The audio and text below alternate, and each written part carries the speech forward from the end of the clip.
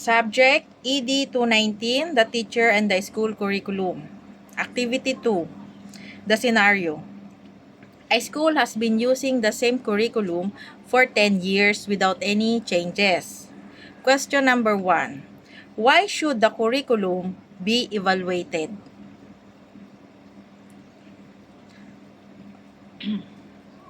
The curriculum should be evaluated because education is constantly changing.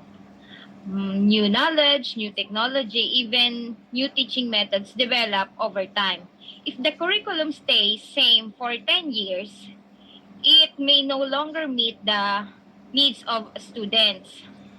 So evaluation helps ensures that content is still relevant, effective, and aligned also with the current standards.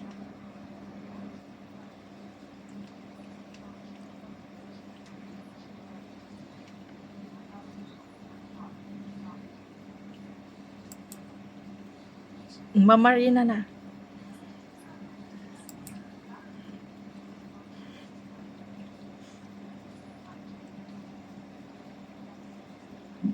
If there is no evaluation, the school might continue using outdated content or teaching methods. Students could end up learning information that is no longer useful in real life or in future jobs. It can also lead to low engagement.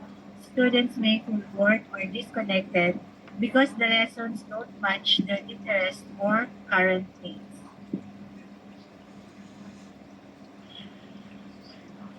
When a curriculum is evaluated and improved, students benefit the most.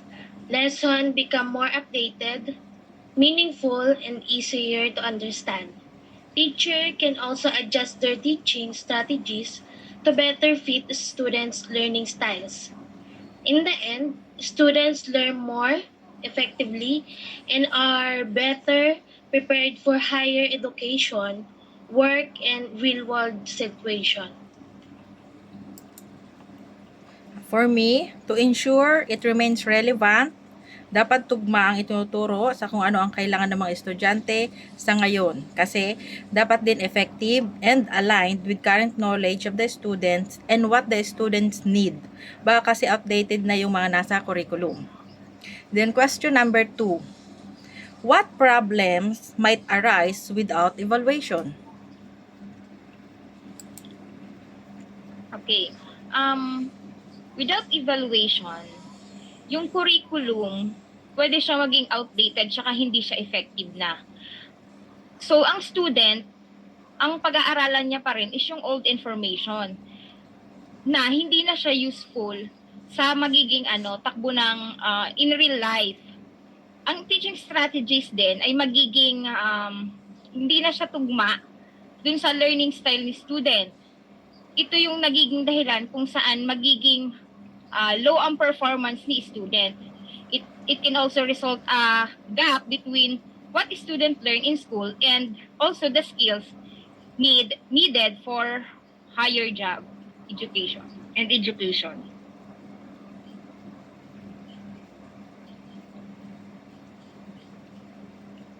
Mama Rina, nakamute ka. Kung walang evaluation, yung school, pwede siya gumamit ng mga old teaching methods na pwede mag-result sa mabagal na pag-unlad ng isang estudyante sa kanyang pagkatuto. Tapos, bababa din yung engagement niya sa pag-aaral. Tapos yung student, syempre, mapipil niya yung parang disconnected siya dun sa lecture, magiging boring para sa kanyang mga lessons. Kasi hindi nagmamatch yung interest niya, yung mga kailangan niya para sa kanyang pagkatuto. If there is no evaluation, the school might continue using outdated content or teaching methods. Students could end up learning information that is no longer useful in real life or in future jobs. It can also lead to low engagement students and may feel bored or disconnected because the lesson don't match their interests or current needs. For me naman, student become boredom and disengagement na. Kapag paulit-ulit at hindi na connected o hindi na napapanahon ang lesson, nawawala na ang atensyon nila. Then, outdated or incorrect information na. May mali na o luma namang impormasyon ng mga data. Then, sunod sa ay yung teacher burnout from repetitive instruction na. Paulit-ulit, nature na natin, lahat naman, kahit sino, ay nawawala na ng creative passion. Then, magkakaroon din ito ng lower performance on modern and standardized tests, bumababa na ang mga test scores. Then, the third question, how can evaluation benefit students? Well, ang sa evaluation, nakatutulong siya sa ma-improve yung lesson. Hindi lang yung lesson, pati yung teaching strategies ni teacher, Tapos, it makes learning, more effective. Yon, mas nakatutulong siya kay student para mas makakuha siya baga ng mas maayos na skill for the future. Kasi konektado siya kapag maganda, kapag in-evaluate ang curriculum, yun nga, nag-i-improve yung lesson, mas nagiging attentive si student. Yun. For me, kung improve daw kung yung curriculum is evaluated and improved, syempre ang unang-unang magbe-benefit doon yung student. Bakit? Kasi syempre yung student, mas madali nila mag-iintindihan yung mga lessons, tapos magiging updated sila. Kasi yung mga teacher, makakapag-adjust sila ng mga bagong strategy sa pagtuturo para mas mag-fit dun sa kakayahan ng estudyante. Tapos syempre sa huli, yung estudyante mas madali nila matututunan yung specific lesson at mas magiging handa sila para sa mas mataas na edukasyon just in case na mag-level up sila or makatapos sila ng kanilang high school. For me naman, ang student daw ay magbe-benefit sa lesson or magiging updated sila. And mas maiintindihan nila ito at ang guro naman ay makakapag-adjust sa kanyang strategies para sa kanyang mga estudyante. At ang mga estudyante naman ay matututo ng maayos dahil ang teacher ay nakapag-prepared para dun sa education na ituturo niya para dun sa kanyang estudyante.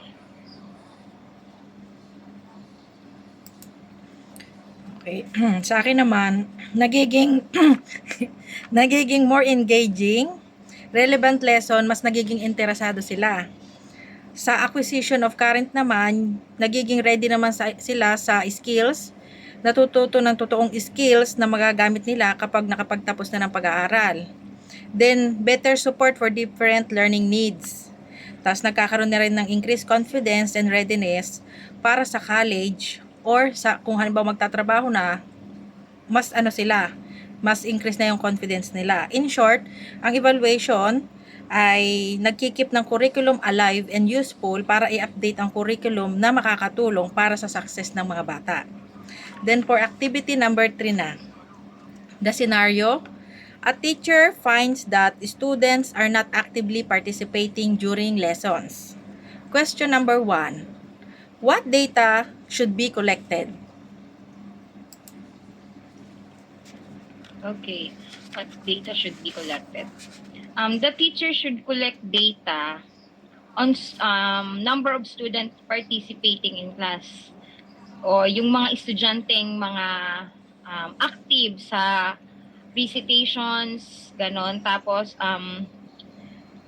kung ilan din yung mga estudyanteng interesado or yung very attentive during the discussion or the lesson.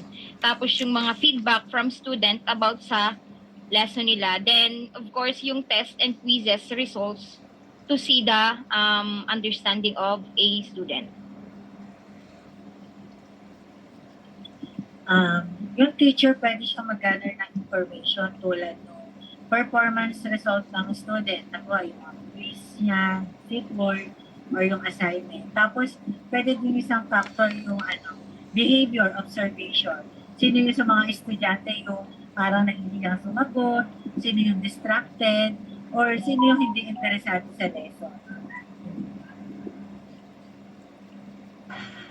For me naman po, the teacher should be gather information that helps explain why students are not participating.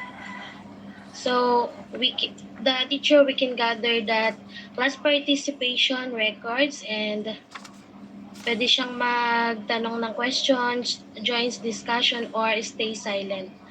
At ang students naman, performance result, quiz, kagaya po ng quiz, course, or seat work, or assignment. At student behavior, who seems shy, distracted, or uninterested.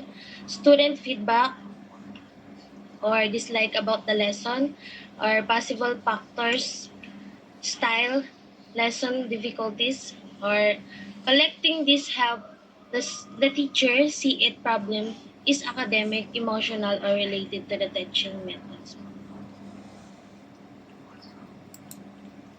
Yan. Sa akin naman is, yung participation record, isa na. Kasi makikita doon kung gaano ba kadalas ang estudyante na nagsasalita sa klase at gaano ba ka-active. Then, sunod yung student feedback. Malalaman natin kung bakit ba, ano ang kanilang dahilan kung ba't sila nagpa-participate o bakit hindi sila nagpa-participate, kung sila nahihiya ba o wala silang interest doon sa topic. Then, the third is the lesson observation. Kung tama ba yung mga questioning techniques. Baka kasi yung iba ng mga estudyante, iba-iba naman yung interest, kaya hindi nila makatch up kung ano yung attention na yun, kaya hindi naiintindihan. Then, sunod is attendance and engagement pattern. Kung ano bang parte dun sa lesson, nawawala yung attention ng student. No. Then, the question number 2 na. Which method can be used?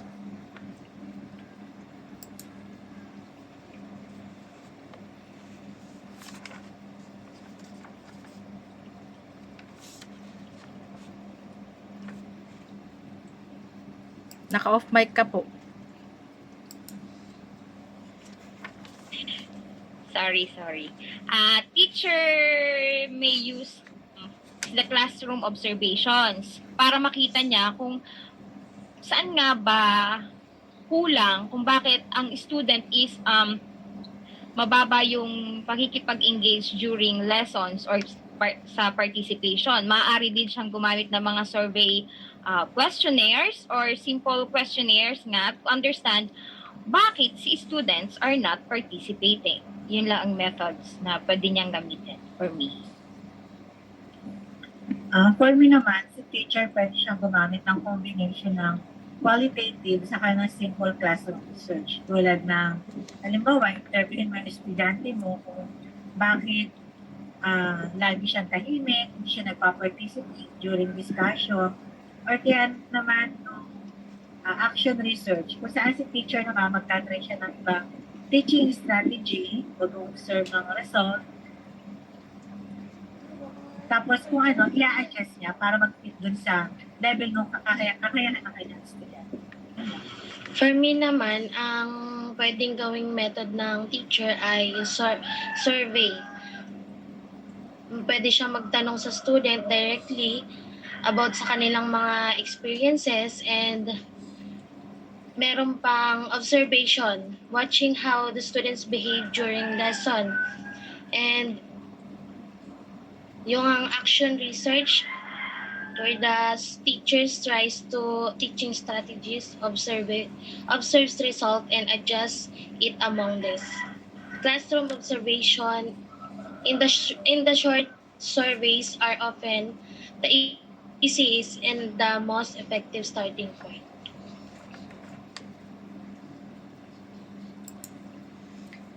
Siguro pwede yung classroom observation checklist.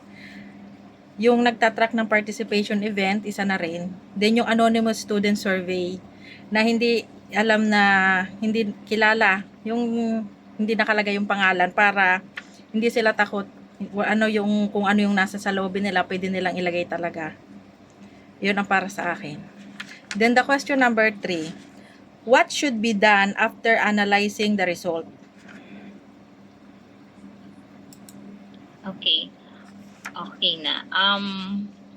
Pagkatapos ni teacher makolek yung data, tapos nalaman niya na kung anong method yung gagamitin niya, syempre si teacher, alam niya na kung paano yung ano dapat gawin niya. First doon is yung magkaroon siya ng pagbabago sa teaching strategies niya. Yung gumawa siya ng lesson na makakatch up yung mga attention ni student. More fun siya and interactive dapat. Pwede siyang gumamit ng mga games, group work, or kahit yung mga, kasi nga, ano na sa atin yung technology, maaari niya yung gamitin para maging active si student ulit. Pwede niyang i-encourage yung mga through technology or games and group work, may encourage ngayon yung mga mahiyaing estudyante na makilahok dun sa grupo. Tapos, pwede niyang i-adjust yung lesson na mahirap sa dun sa medyo madali lang para kumbaga lahat ng estudyante ay makikipag-participate. And then, syempre, kailangan niyang ma-monitor para ma-monitor niya ang participation ng estudyante at doon niya makikita kung talagang nag-improve or nabago yung mga na-collect niyang data sa bawat estudyante. Yun.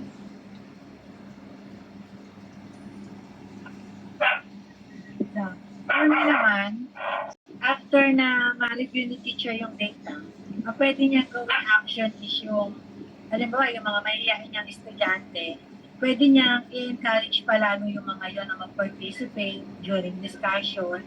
Tapos, kung gagawa siya ng mga task, magsisimula siya sa mga small group lang, kung saan magsasama-samahan niya yung mga medyo mahihayin mga sumagot para mas ma-boost yung confidence nila during class discussion.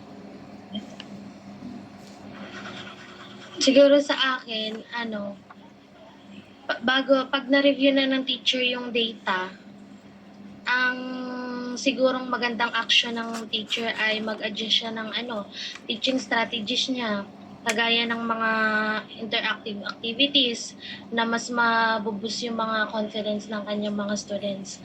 Tapos, palitan niya yung mga yung mga lesson niya, mas gawin niyang more engaging, or mag-add siya ng yung mga example ng mga sa totoong buhay, kung para yung mga nahihiyang mga estudyante ay mas mailabas nila yung kanilang mga natatagong yung mga emotion kagaya ng ganyan. And pagkatapos nun, pag na-observe ng teacher kung may pagbabago sa kanyang mga estudyante, pwede na siyang mag-continuous nung cycle kung alin yung mas nakakapag-participate yung kanyang mga students.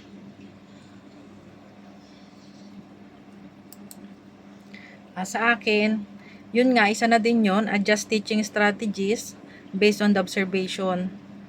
Tapos, change the classroom environment. Like, build psychological safety na no wrong answers at i-motivate sila sa paraan na i-praise yung effort ng mga estudyante. Para yung mga takot na students na magsagot kasi nga mali yung hindi nila wala silang confidence na ang tama ang sagot nila, yun, maiiba naman yung feeling. Then, yung pangatlo, i-differentiate yung instruction. Mag-offer ng multiple ways to participate tulad ng verbal, written, drawing, digital, dahil hindi pare-pareho ang mga estudyante. May kanya-kanya din silang talent at galing sa paraan na mas mauunawaan nila ang itinuturo. In short, collect both behavioral and perceptual data, use observation plus survey, then take targeted student-centered action to boost engagement. Yun lang.